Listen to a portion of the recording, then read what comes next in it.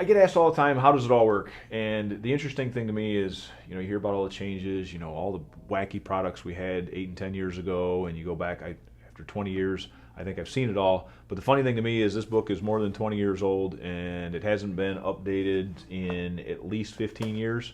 And it's been topical every day at my desk for that entire 20 years. So for all the changes and everything else, we can summarize in 9 pages everything you need to know about how the mortgage process works, and it hasn't changed.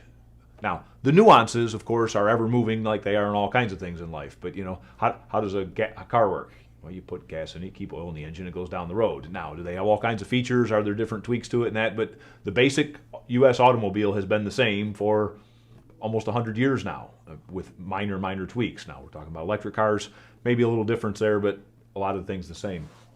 The number one question that we get asked when we start in the process is, well, what will the interest rate be? And I always laugh because it's impossible to determine a rate unless we know what product you're using. There are about 80 products out there today, and we're not going to go through them one by one unless you really want to. If you did, it'd take till sometime tomorrow. But many of them are as nuanced as something, the difference between a 10-year and a 15-year, or a 15 and a 20-year, or a fixed rate versus an adjustable rate, or a balloon product. Most consumers today are using fixed rate products. 30-year fixed, 20-year fixed, 15-year fixed, or 10-year fixed. The longer the term of the loan, the higher the interest rate. So a 30-year fixed has a higher rate than a 20-year fixed, has a higher rate than a 15-year fixed, has a higher rate than a 10-year fixed. Sometimes there are very small differences between them. Sometimes the differences in rates are greater. Between a 15 and a 30 today is a spread of about 3/4 of a point. So it's not insignificant. Many consumers would like the better rate of the 15-year, but can't afford the higher payment because, of course, on a 15-year you have to repay the money more quickly. So most first-time home buyers end up with a 30-year fixed rate product. So since you're a first-time home buyer, we're going to start with the assumption that we're going to look at a 30-year fixed rate. Rates change based on what's going on in the bond market. They change sometimes as many as 3 or 4 times a day, but most of those changes, again, are very subtle. They're not changing dramatically in most cases unless some big meltdown happens. Bad situation happens in Russia. There's what they call a flight to quality rally. The stock market will sell off. The bond market will actually rally. So when the bond prices goes up, the yield goes down. Yield is the same as interest rate, so interest rates go down. If you want to know all about how all that works, I have an econ degree. I'm actually a big geek. I like that stuff, but most people get pretty bored. There are these goofy things called points. The easiest way I can explain points is it's a legal bribe. Say, hey, bank, if I slip you an extra $1,000 up front, can I get a better rate? Yes, you don't even have to do it under the table. We can disclose it and do it. So you're paying extra money up front in exchange for which you get a better interest rate out of the life over the life of the loan. People say, was that good or bad? Really, it depends. Let's say as a first-time home buyer, you anticipate you're going to live in your house 3 to 5 years. And if you paid a point today, 1 point is 1% of what you borrow. It's not $1,000. It's not a flat amount. So when you borrow $60,000, 1 point $600. You borrow $250,000, a point's $2,500. It's just an extra closing cost. It's an extra fee paid up front in exchange for which you get a cheaper interest rate over the life of the loan. What we do then is calculate, based on what you spent up front and based on how long you plan on having that loan outstanding, does it make sense for you as a consumer, assuming you have the extra money, to buy the rate down? In some cases, the payout's 10 or 12 years. So if you take in payment stream what you saved compared to what you paid up front, it might take you 11 and a half years to get your money back.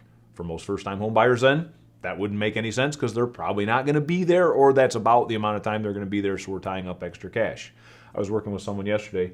It was about $800 to pay the points. They have the extra money. Grandma gave them a nice gift to help out. And I said, okay, but that's a 9.5, 10-year break even, and you have a credit card with an 18% interest rate that you could pay off with the $800. Obviously, that saved them $60 a month and got rid of an 18% debt for the same amount of money that would have saved them $12 a month on their mortgage payment. So it's not that it's good or bad, it's situational. The APR is probably one of the more confusing terms in the mortgage business. It's the annual percentage rate. It's not the same as the interest rate in almost all cases. So rather than do that, we're going to pretend you have 2 credit cards, and they each have a $1,000 balance. So you got 2 credit cards, have $1,000 on them. One has a rate of 10, and one has a rate of 15. Which one's a better deal? It's really not a trick question so far. The 10, right? Yep. 10 is better than 15. The 10 now has an annual fee of $100. The 15 has no annual fee. Which one's a better deal? Correct. Because in a 12-month period, you'd pay $150 to borrow your $1,000. Here, you'd pay $200 to borrow your $1,000. So the APR on this card factoring in the annual fee would actually be 20, even though the interest rate's lower, the APR would be higher. The interest rate and the APR would be the same here because there are no additional costs. There are no other fees associated with it. Now let's pretend the balance is $10,000. Which one's a better deal now? Yeah, $1,100 and $1,500. So please don't leave here and say, Marty told you that all credit cards with annual fees are bad. I did not. Please don't leave here and say, I told you always the cheapest interest rate is the best deal. I did not. But a better real-world example for today for a first-time home buyer is an FHA today has a 4.125 interest rate. The 30-year fixed conventional is sitting at 4.5. So intuitively, you'd say, well, I'd prefer to do the FHA. Oh, by the way, it requires a lower down payment and has more flexible credit standards. But on an FHA, you pay 1.75% upfront to HUD, and you pay 1.35% in PMI mortgage insurance. It's actually MMI, mutualized mortgage insurance on an FHA, because you didn't put a large amount down. And on an FHA, that can no longer be canceled for the life of the loan, so it lasts forever. So you're looking at an APR around 5.8 or 5.9 on an FHA, even though the rate is 4.125. If you have strong credit, you could pay as little as 70 basis points or 0.7% on a comparable 30-year fixed conventional product. So the APR is 5.2 compared to 5.8. So the trick question is the best interest rate always the best deal? No. It depends on all those other fees. The APR is a tool to try and show you what those other fees are and how they factor into the calculation. You have a loan with no points at 5%, you have a loan with 2 points at 5%. Obviously, the one with no points would be cheaper. The APR would be higher on the one charging 2 points than it would on the other one. So the APR can be a very effective tool to compare, but you have to know how to use it and you have to understand what goes into the calculation. For most first-time home buyers, it's the mortgage insurance or the PMI that is having the greatest impact on the difference between the interest rate and the APR. So along the way, you're going to see documents that say the interest rate is 4.25 and the APR is 5.9. You're going to say, which one's right? The answer is both. One is showing you the total cost, all charges included. The other one showing you just the interest rate, and the difference in it, and that would be an FHA example. The difference is the cost of the mortgage insurance. The term is just how long you're paying it back. We've already kind of covered that when we talked about interest rates. Anywhere from 10 to 30 years. The 40-year product was around for a little while. It was not ever very popular, and it's pretty much been extinguished post-meltdown. On most loan types, you have to have some form of down payment. If you are a veteran, there are options not to do a down payment, and if you buy in a rural area and qualify for what's called an RHS or USD rural housing loan, those do not require down payment, but most other require one. There are rules about the down payment, and they are product specific. So the rules on how a down payment can be done on an FHA and how you document it are a little bit different even than a conventional. But in most cases, you can't borrow it. So you can't go get a signature loan or take a cash advance off a credit card for the down payment. You could, in most cases, get it as a gift. So mom, dad, grandma, grandpa, it has to be a family member or someone with which you have a familial relationship. So if you've lived with someone for the last 2 years and they're not going to be on the loan, but they want to give you the down payment, we can show shared residency. That's considered a familial relationship, and they can do it. You can get assistance from a nonprofit entity if a product is available, or you could get assistance from your employer. Those are all acceptable things. So one of the things we do in the process is we're going to ask you to document where the money came from. We get copies of bank statements. We'll cover in a bit how that all works, because people get confused with what the rules are. What I would say to you is don't obsess over that. Our job is to help you understand so that when you present that package to us, you understood the rules so that you know why we're looking for what we're looking for. We've pretty much already covered mortgage insurance. If you put less than 20% down, somehow, some way baked in there is mortgage insurance. People say, on a VA, there's no mortgage insurance. Kind of. You pay the VA a one-time funding fee in lieu of paying mortgage insurance over the life of the loan. So a VA is a good deal. By the way, that funding fee is usually between 2 and 3%. If you think of the FHA where you're paying them 1.75 up front plus 1.35 a year, if you were a veteran, you're better off to do the VA even though the funding fee is higher because you don't have the annual fee. On an FHA, it's statutorily set by HUD, and on private mortgage insurance, so on a conventional loan, it's set by companies. It's regulated by the State Insurance Commission, and there are 5 or 6 different MI mortgage insurance providers, and we compare the rates based on your credit score and the type of loan that you're actually doing. When you've selected a product and you have a house picked out, we know how much you're going to borrow, and we know what type of loan you're doing, we have the option to lock in the rate. If you lock in the rate, it is locked for a fixed period of time. 35 days, 40 days, whatever that time is. If during that time rates would go up, you're protected. If during that time they go down, you locked in. You have the option to do what's called floating the rate, which means you can wait and see what it does. It has to be locked several days before closing because obviously we have to prepare the documents and execute things. So it has to be locked about a week before closing. But during that time, while you're doing your home inspection, while the appraisal is being done, if you think rates are going to go down or you want to see if they go down, you don't have to lock in. You can float. And one of the most popular questions people ask me is, well, what do you think they'll do? And I can assure you, I would not be sitting here today if I knew what rates would do. As I told you, it's set in the bond market. If I could predict what was going to go on in the bond market today, I would ask you and everybody else in the room, hey, let's pool our resources. We'll put out some puts and takes and bet what the bond market's going to do because I have a hunch I know what's going to happen. And we would be filthy, stinking rich in a very short amount of time if I knew what the market was going to do. By the way, I'd also have a pretty good idea what the stock market was going to do if I knew what the action of the bond market would be. And I would not be sitting here today. I'd have a much, much better golf game, and I would not be here sitting down with you.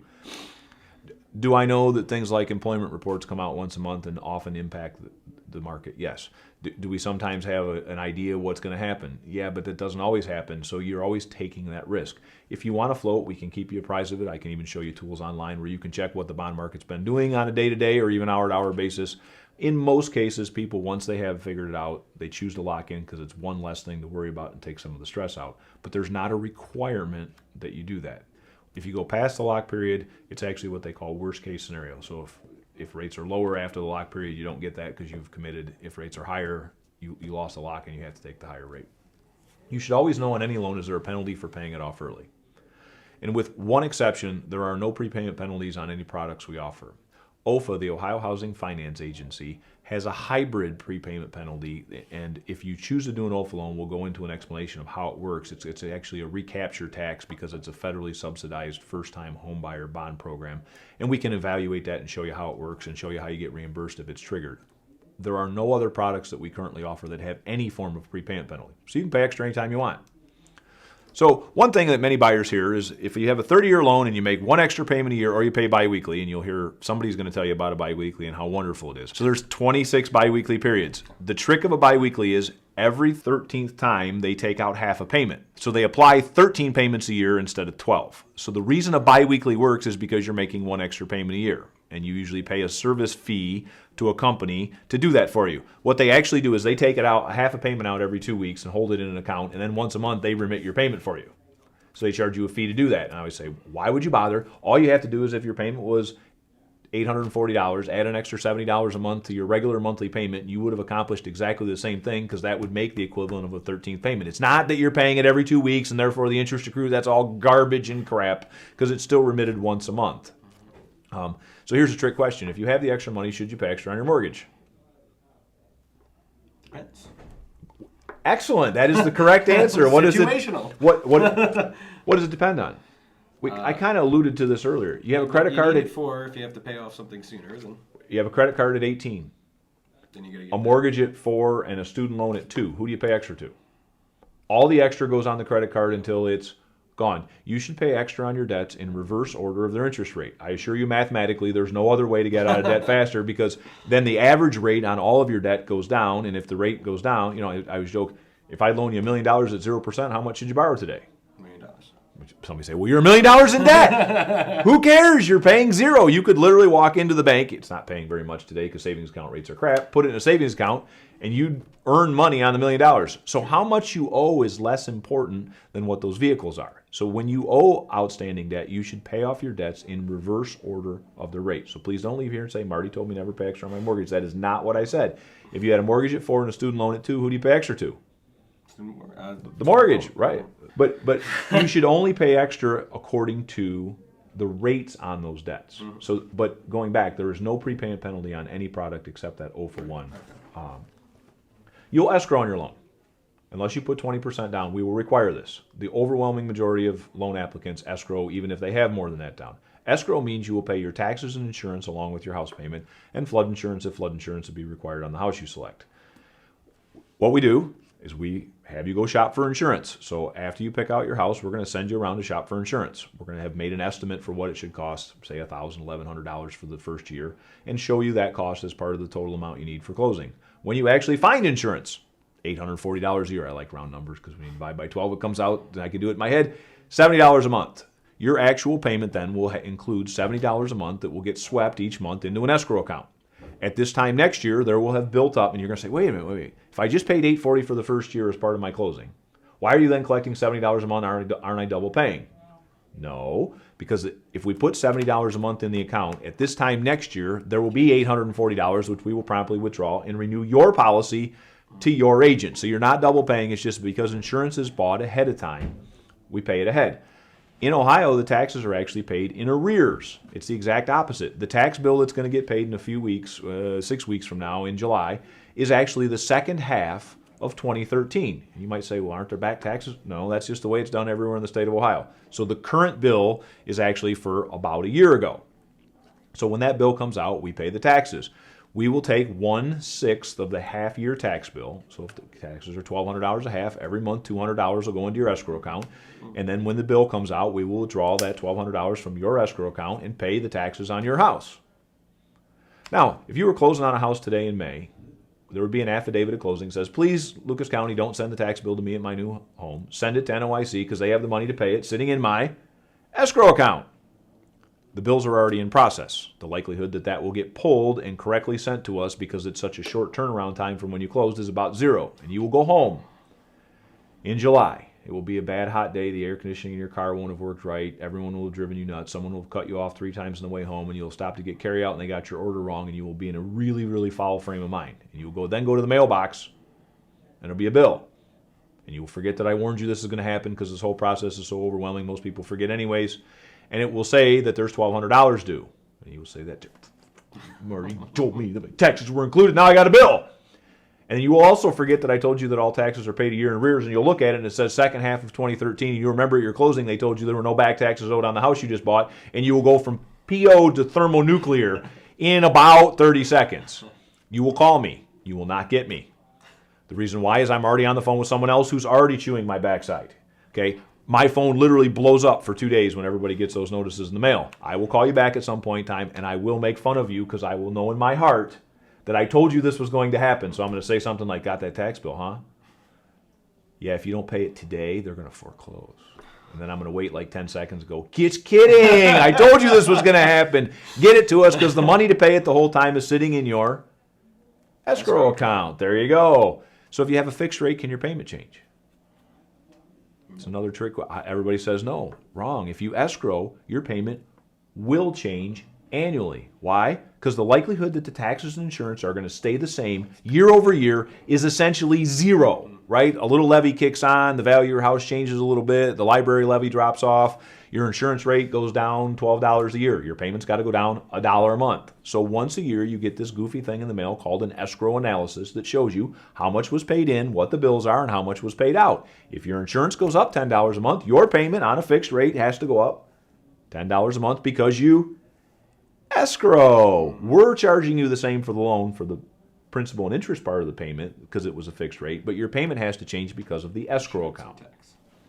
Says here it takes between 30 and 60 days to get you an answer. That is probably the thing that has changed the most. There was a time where it took 1 or 2 days, and that was greatly exaggerated. Today it takes usually